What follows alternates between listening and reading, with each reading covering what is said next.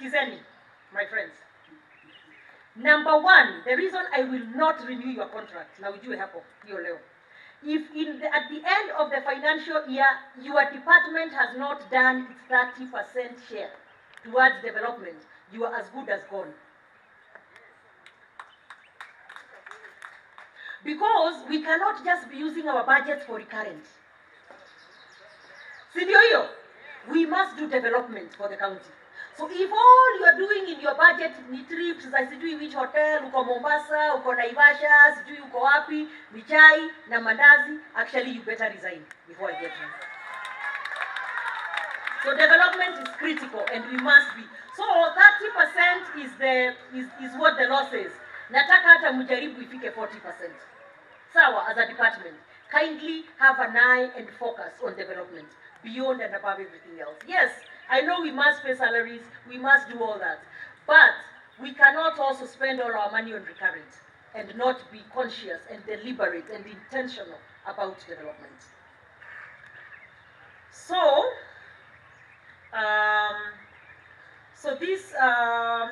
we will ensure the traditional habits of only spending recurrent budget is stopped. And again, I really cannot overemphasize this. Again, my dear friends, that will be my one big measure of measuring you as a CCM. If your department, you have not done development, tafadhali, unaniwestia time, you are wasting the time of the people of Nakuru, and we do not need you around. So the recurrent budget generally is often about the team, travel, salaries, and all that sort of stuff. So I expect more attention to the development funds, which have a direct bearing on the socio-economic development of our people. We cannot have farm produce rotting in the market while there is a road infrastructure budget that lies unused while we spend more time getting from one meeting to the other. By the way, you guys will notice, I'm not saying you don't do meetings, but sipendi hizo vitu. At you always one meeting to the other, one meeting to the other. You are hardly in your office thinking, being strategic, leading your department and making sure that work is being done. So, hapa lazima mfanye kazi, my friends. So there must be a robust attention to the implementation of programs in the development budget to facilitate business and to access to services. The performance contract measures asset management. I will be keen to ensure that every CECM protects government property. Land and buildings are held in trust for the community. Yet most government land has no title deeds. Waziri wa mashamba nimekuona pia.